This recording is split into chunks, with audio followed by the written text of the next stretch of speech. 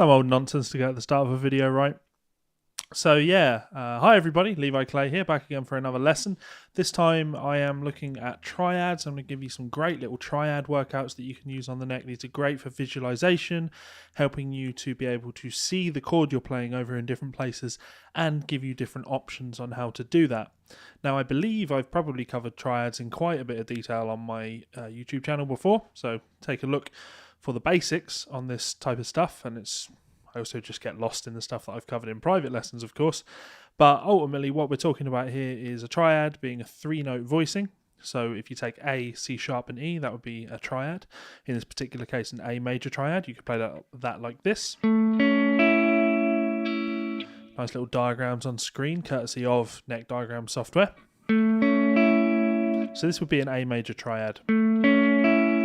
Now there are lots of ways that we can play triads. I've talked about closed voice triads, and well, actually you can play every possible configuration of those closed voice triads on the neck. There are only 12 of them. And when you do those, you find that you've perfectly outlined or implied the cage system. Each one of those will fall within a caged shape. You can think of it as three-note per string if you like. That also works. The point is, there are these very distinct places where triads exist on the neck. Now, we're not going to have to delve too deep into that today, but what I am going to give you is the basic rundown of how we can apply this for creating interesting triads and slash chord parts for rhythm guitar work. Something like what we covered in the intro.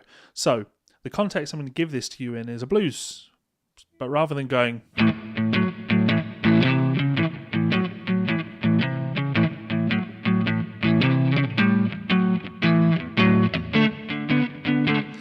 that old tried and tested way of doing things, I thought it would be fun to give ourselves something more fun to do.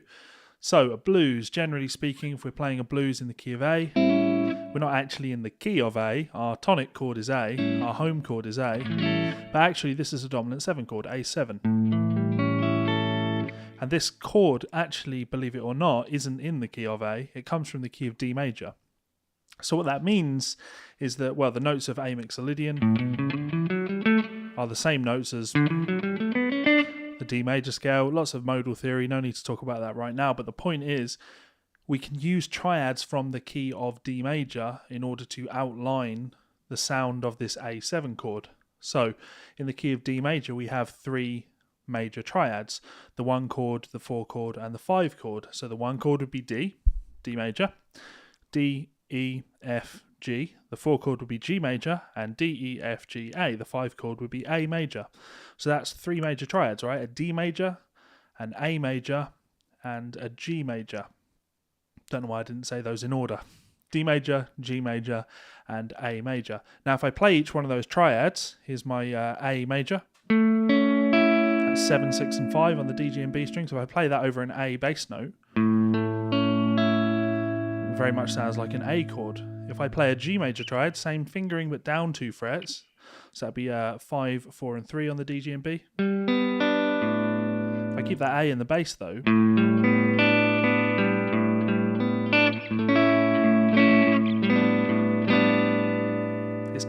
it has an A7 quality to it, and that's because if we analyse this G triad in relation to this A bass note, we have the 7th, the 9th, and the 11th. So it sort of gives it G over A as a kind of A7 sus sound. Nice chord sound. And again, if I play a D major triad, that would give me this. That's 4, 2, and 3. Again, if I put that A, open A string in the bass.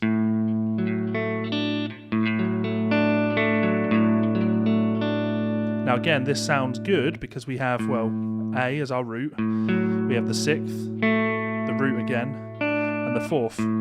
So it's got this kind of A6 sound to it.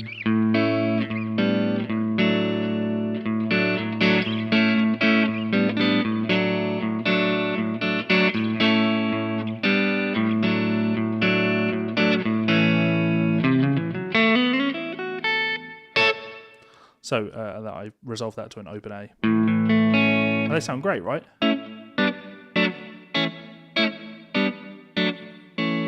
In essence, we can do that anywhere. Anywhere we could play A major, G major, D major, and A, these are going to sound great. So there are tons of ways you can do that. And I'm going to give you a basic little primer on how you can find those. So we're going to use the E shape of the cage system. Again, if terminology is out here, you're jumping too far ahead, you need to go to an older video.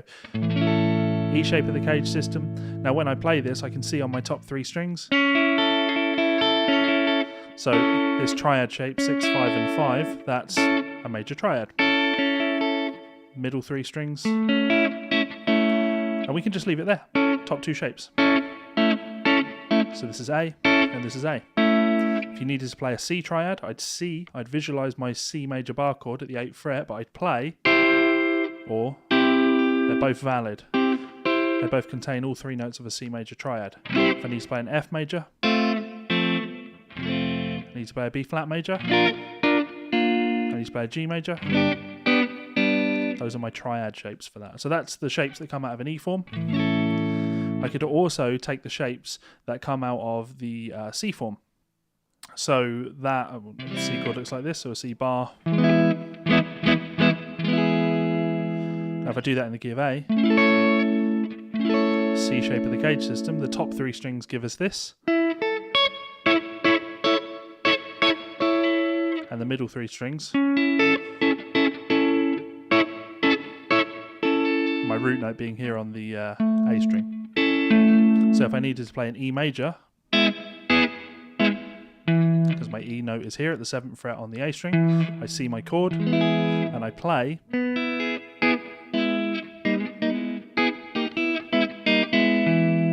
If I needed to play B flat, there's the note B flat, 13th fret on the A string, there's my C-shaped chord. Those would be my triad voicings. And of course, we can also play triads out of the A shape. So the A shape looks like this. Or if you want to be more particular, using all 3 fingers.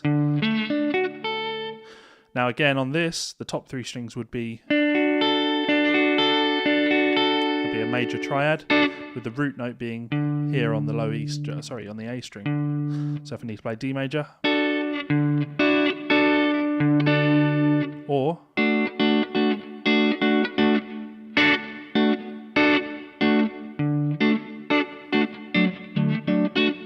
I'm obviously playing a lot more triads, but the point is, as long as I can see that root note played on the A string with my first finger, then this would be a C major triad. Here, this is note G, so that's a G major triad. Here's the note E flat, so here's an E flat major triad. Makes sense? I mean, the beauty of this is that you can actually rewind this video and take it as slowly as you need to.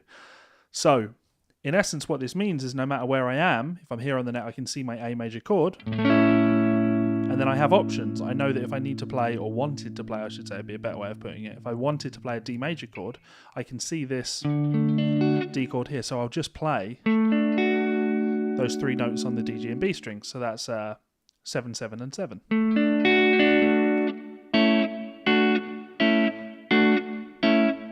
Now if we put an A in the bass,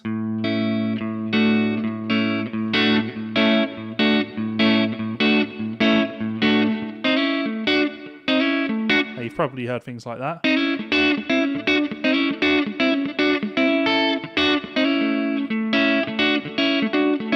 Very common sound. That's using that D triad against our A bass note. Lots of options. So let's continue with that. I mean, it would be totally possible. I could play a G major triad after that here. That's 9, 7, and 8. I'm seeing that as coming out of the C shape. This is a tricky one to get in other keys. In A, it's easy because I can play the open A string.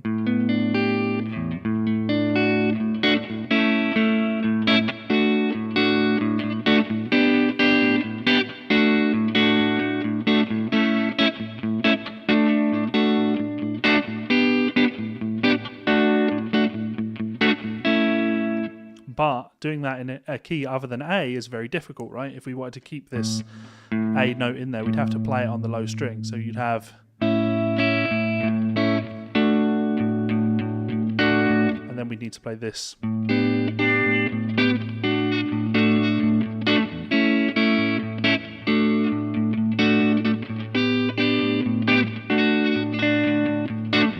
That's very tricky to do. Another way I like to do that is the same triad, but instead of playing it out of the C shape, I actually play it out of the G shape. Sorry, E shape. And I need to keep that A bass note, so I actually use my thumb.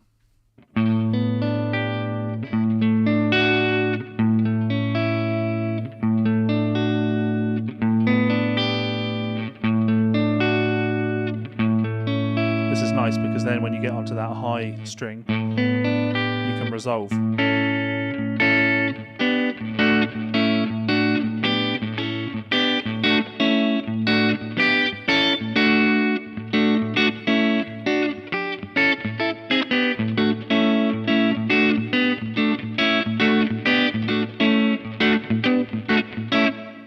Now you will have noticed in the intro I used that pattern. I essentially went.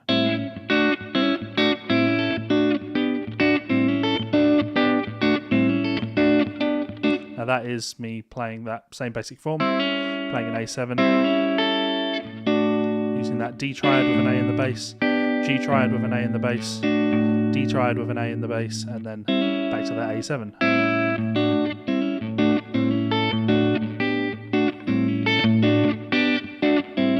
We like that because we can change key.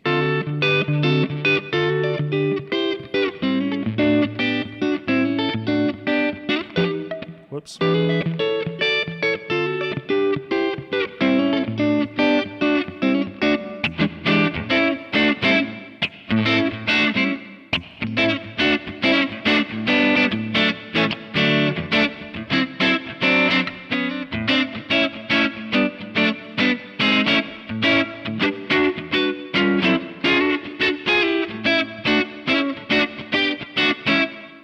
So lots of stuff we can do. Let me show you one more pattern. This one I'm really fond of, actually. I think I took this one from Robin Ford, or at least from listening to Robin Ford play on Revelation from his Talk to Your Daughter album. So that's Talk to Your Daughter, not Talk to Your Door. My accent, funny thing. My dog's not so funny things. Yeah, so in essence, same principle. I'm going to keep this A bass note. I'll often use my thumb, like that. I play my triads on the D, G and B strings. So A major. Move down to a G triad and keep that A in the bass. Then we have a D triad, but I'll use my little finger to play that A in the bass. And then an A triad, open A chord, but keeping the A bass note. I like that, actually. If you've ever needed to play kind of Rolling Stone stuff that's in open G tuning, but you don't have an open G guitar, you can...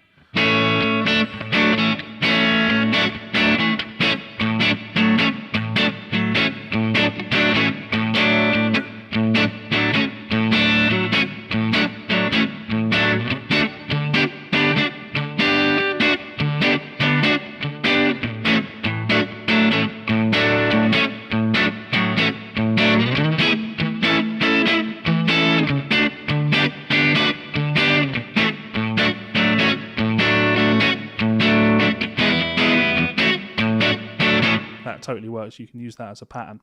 So when you put those chords together, you get this kind of fingering pattern, and this is a tricky one. I really enjoy this. Now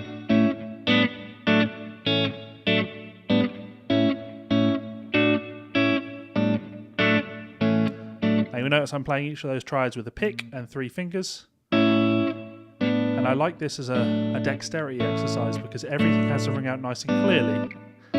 It's a real finger twister. Get those chords to ring out clean. Can you do it in C?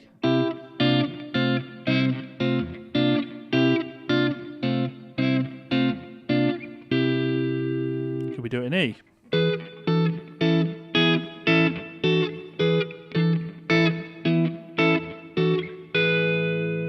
Now when you put a little bit more variation into it, using the bass notes and chords separately,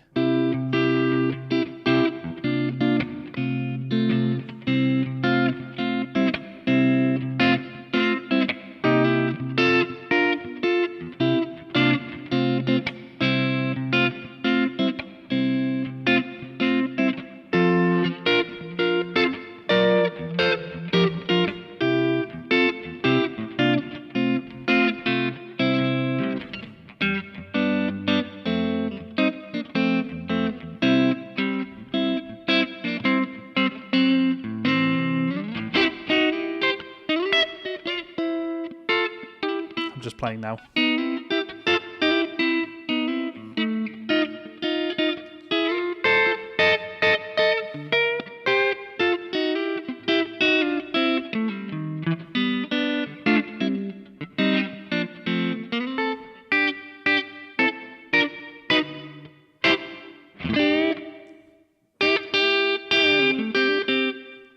Get carried away like that. That's the point. You can have a lot of fun with this, and for me, a huge part of playing rhythm guitar and being good at rhythm guitar, just being good as someone to play with, someone that's fun to improvise with and have fun jamming with, is not being that guy that just plays.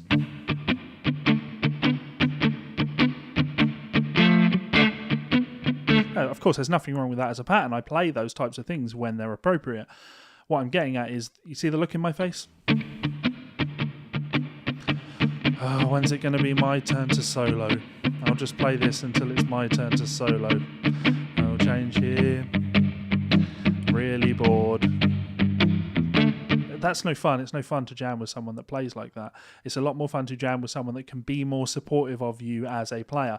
So try and be that player. Be the guy that has more fun jamming. I love playing rhythm guitar for people because to me it's just as much of an improvisation as soloing. I'm seeing where the music takes me, what I do. And you can strip it back and...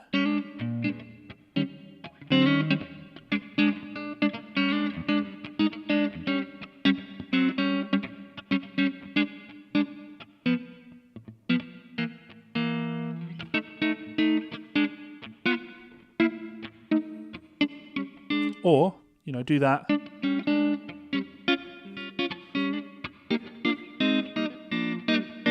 Same basic thing, but then I use that.